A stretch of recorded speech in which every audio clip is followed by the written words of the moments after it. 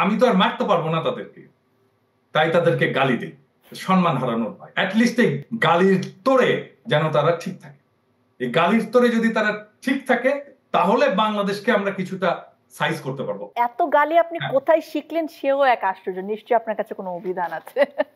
দাদা, আপনি অ্যাক্টিভিজম করেন এবং সোশ্যাল মিডিয়া তার অন্যতম মাধ্যম। আপনি কন্টেন্ট ক্রিয়েশন করেন, তবে আপনার কন্টেন্টের ভাষা অত্যন্ত আক্রমণাত্মক, অত্যন্ত অশ্রাব্য ভাষায় গালাগাল করেন আপনি মাঝে মাঝে।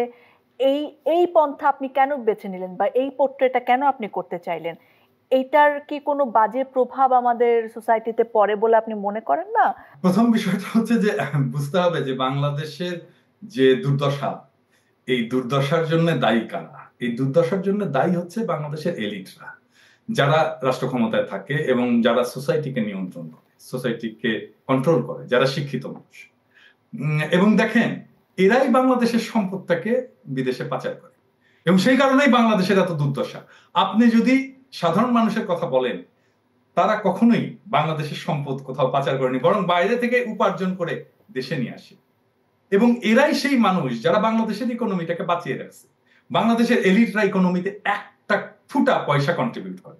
বাংলাদেশের ইকোনমিতে তারাই কন্ট্রিবিউট করে যারা মেশিন চালায় গার্মেন্টসে, যারা ঠেলা ঠেলে, যারা রিক্সা চালায়, যারা শ্রমিক হাতুড়ি পেটায়, যারা বিল্ডিং তৈরি করে, যারা বাস চালায়, যারা টেম্পো চালায়, খেতে ফসল ফলায়, তারাই হচ্ছে বাংলাদেশের ইকোনমির চালিকা শক্তি। এবং এরা বাংলাদেশের ইকোনমিকে দাঁড় করায় রাখছে। কিন্তু তাদের উৎপাদিত যে সম্পদ, সেই সম্পদটাকে চুরি করে পাচার করে কারা? এলিটেরা। এই এলিটদের ভয় তিনটা: একটা সম্মান হারানোর ভয়, একটা মাইর খাওয়ার ভয়, আর একটা সম্পদ হারানো।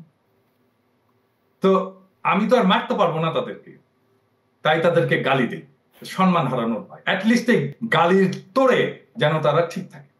এই গালির তোরে যদি তারা ঠিক থাকে তাহলে বাংলাদেশকে আমরা কিছুটা সাইজ করতে পারবো। আদারওয়াইজ এরা বাংলাদেশের 18 কোটি মানুষের জীবনকে দাসের জীবন বানায় রাখবে। এবং যারা আসলে দাসের জীবন বানায় রাখছে তাদের জন্য তো গালি প্রাপ্য।